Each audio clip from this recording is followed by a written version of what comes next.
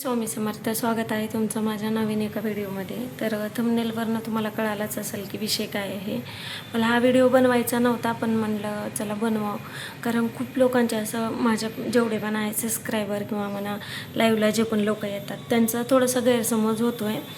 तर परवाच्या दिवशी मी एक लाईव्ह घेतली होती. त्या लाईव्हला मला कमेंट अशी होती की तू चांगल्या घरची आहे आणि तू कुणाच्या मध्ये पडू नको, कुणाच्या नादाला नको लागू, असं की करिश्माच्या नादाला नको लागू, तिच्यामध्ये नको पडू, ती चांगली नाही आहे, अशी आहे तशी आहे, तिच्या नादाला लागून तुला पोलीस स्टेशनच्या म्हणजे चक्कर घालावं लागतील किंवा चक्कर काटावे लागतील, असं तसं बरेच काही कमेंट होते.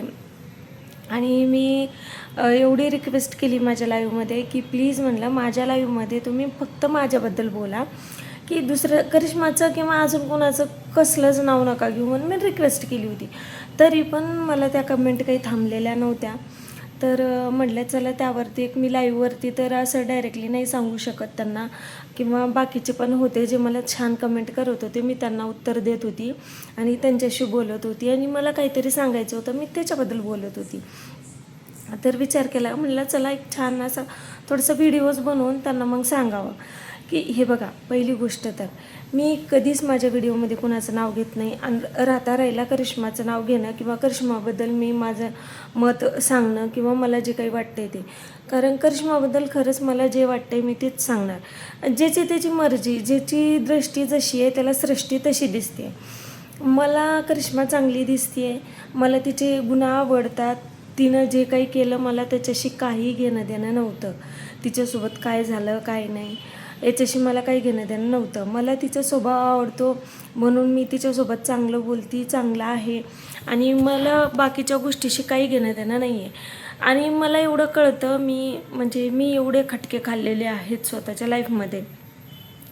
मला किमान एवढं तरी समजतं की नाही बाबा, समोरची व्यक्ती कोण चांगली आहे आणि कोण वाईट आहे, आणि कुणासोबत मी राहायला पाहिजे आणि कुणासोबत नाही राहायला पाहिजे हे मला चांगलंच समजतं आहे. तर मला हे कोणी सांगायची गरज नाही आहे की तू हिच्यासोबत नको राहू, तिच्यासोबत नको राहू. तर मला समजतं आहे, जर समजा काही वाईट असतं आणखी हे असतं तर माझ्या घरचे मला तिथं जाण्याची परमिशन दिलीच नसते. माझा नवरा सोबत आला नसता, माझा नवरा स्वतः म्हणला असता की बाबा नको, तू यांच्यापासून लांब राहा, हे चांगले नाही आहे. कारण माझ्या नवऱ्याने पण सगळं डोळ्यानं पाहिलेलं आहे, सगळ्या गोष्टी आहे. आणि प्रत्येक वेळेला तुम्ही बघताच, मी ज्या वेळेला पण कुठं पण जाते तिथं माझा नवरा सोबत असतोच. मी कधीच एकटी कुठं जात नाही. त्यामुळं माझ्या नवऱ्याला पण माहिती आहे ना तर करिश्मा किती चांगली आहे आणि किती नाही. आणि आम्हा दोघांनाच काय, माझी मम्मी तिला भेटली नाही तरी पण माझ्या मम्मीला तिचा स्वभाव आवडतो, चांगलं वाटतं. आणि माझ्या मम्मीचं असं म्हणणं असतं, नशिबात जेवढं लिहिलेलं आहे तेवढं त्या व्यक्तीसोबत होतंच. तर मी म्हणा किंवा तुम्ही म्हणा, बोलून काही उपयोग नाही. तिच्या नशिबात ते लिहिलेलं होतं झाल्या. आणि मी तुम्हाला मागच्या पण व्हिडिओमध्ये सांगितले, डोकं दुखायलं आहे माझं. मी मागच्या पण व्हिडिओमध्ये सांगितलेलं आहे की झालेल्या गोष्टी उकरून काढण्यापेक्षा समोर काय आहे ते बघितलेलं सगळ्यात चांगलं. आणि झालेल्या गोष्टीचं परत विचार करून त्या गोष्टीचा त्रास स्वतःला पण करून घ्यायचा, दुसऱ्याला त्या गोष्टीचा त्रास द्यायचा, हे चुकीचं आहे. त्याच्यामुळं मी म्हणते की तुम्ही प्लीज मला तर नका सांगू की मी कुणासोबत राहायला पाहिजे किंवा कुणासोबत नाही राहायला पाहिजे. हा माझा पर्सनल मॅटर आहे. आणि मला कोणी जरी म्हणलं की तू तिला बोलू नको किंवा तिला कॉन्टॅक्टमध्ये नको राहू, असं नको करू, तसं नको करू, तर मी काही कुणाच्या सांगण्यावरनं ऐकणारी नाही आहे. कारण मी स्वतः डोळ्यानं पाहिले आहे. तिला जेवढ्या वेळेस पण भेटली आहे, मी तिला फक्त 2 वेळेस भेटली आहे, नाही 3 वेळेस, 3 वेळेस तिला भेटली आहे. 3 वेळेस पण मी तिला म्हणजे खूप चांगलं ओळखते आहे. मला तरी असं वाटतं आहे मी चांगलं ओळखते आहे आणि मला असं वाटत नाही की तिच्यामध्ये काही वाईटपणा आहे किंवा खराबी आहे. हे बघा, मी खूप लोक बघितले जे गोड बोलून तोंडावर गोड बोलतात आणि काम होईपर्यंतच इतकं गोड बोलतात आणि काम झाल्याच्या नंतरला आपल्याला ढुंकूनी पाहतसुद्धा नाहीत, असे लोक खूप बघितलेले आहेत. त्यामुळं करिश्माच्या बाबतीत तर मी ही चूक करणार नाही किंवा मला कोणी सांगून करून काही उपयोगच नाही आहे. तर मला फक्त हा व्हिडिओ बनवण्याचं एकच कारण आहे की प्लीज तुम्ही म्हणजे असं माझ्या लाईव्हवरती येऊन मला असं घाण काही बोलू नका. कुणाबद्दल पण कुणालाच तुम्ही घाण बोलू नका ना, कशाला बोलताय. मी ह्याच विषयावरती खूप वेळेस व्हिडिओ टाकलेला आहे, तर मला परत परत त्याच गोष्टी बोलायला पण खूप कंटाळा येतो आहे. आणि राहिला प्रश्न मी कुणाच्या जवळ जाण्याचा किंवा कुणाला जवळ करण्याचा, तर हा प्रश्न माझा पर्सनली वैयक्तिक आहे. आणि जर समजा काही चुकीच्या व्यक्तींच्या कॉन्टॅक्टमध्ये जर मी राहत असेल तर माझे घरचे आहेत मला सांगायला.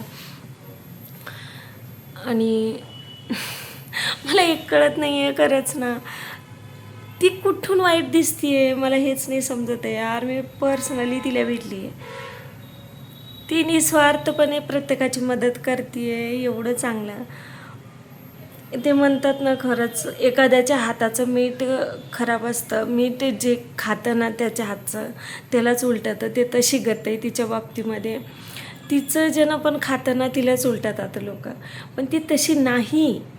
तुम्ही ना फक्त व्हिडिओपुरतं नका बघू, एखाद्याला पर्सनली भेटा, एखाद्याला ओळखा, समजून घ्या त्याच्या भावना, त्याची चांगली बाजू पण बघायला शिका. तुमचं कसं झालं आहे माहिती आहे का, चांगली बाजू ऐकून घ्यायचीच नाही, समजून घ्यायचीच नाही, असं झालेलं आहे. जाऊ द्या असो.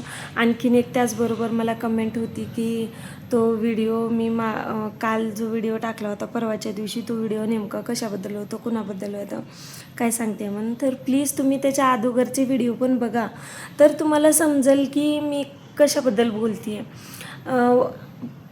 हो, विषय जर खूप मोठा असला ना तर एका व्हिडिओमध्ये तो कवर नाही करता येत, त्यामुळं मग पार्ट 2 पार्ट 1 असं घेतात. तर तुम्ही त्या अगोदरचे सगळे व्हिडिओ पहिलेचे बघा, म्हणजे तुम्हाला नंतरचे व्हिडिओ समजतील की तुम्ही. डोकं दुखतं यार तेच बोलून मला नाहीच बोलायचं तोच विषय. आणि तो विषय माझ्या मैत्रिणीचा होता की जिच्यासोबत तिच्या सासरच्यांनी काय केलं काय नाही वगैरे. तो व्हिडिओ तुम्ही अगोदर पहिल्याचा व्हिडिओ बघा, त्यानंतर तुम्हाला हा व्हिडिओ समजेल मी काय बोलले होते.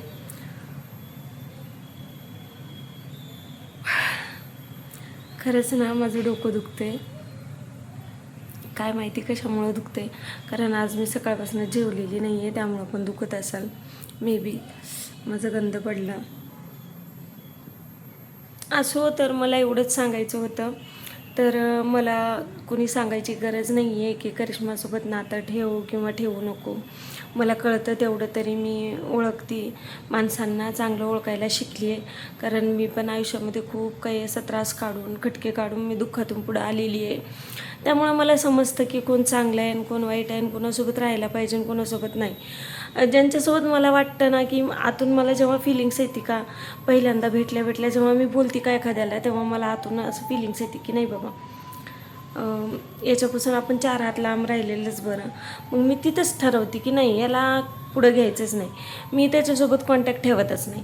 आणि एखाद्यासोबत जेव्हा मी भेटत पण नाही समजा किंवा कॉलवरती जरी बोललेलं असेल ना, तर मला ते स्ट्रॉंग फिलिंग येतं आतमधून की नाही, सांगतं की ही व्यक्ती आपल्याला कधी आयुष्यात आपल्याला त्रास नाही देणार.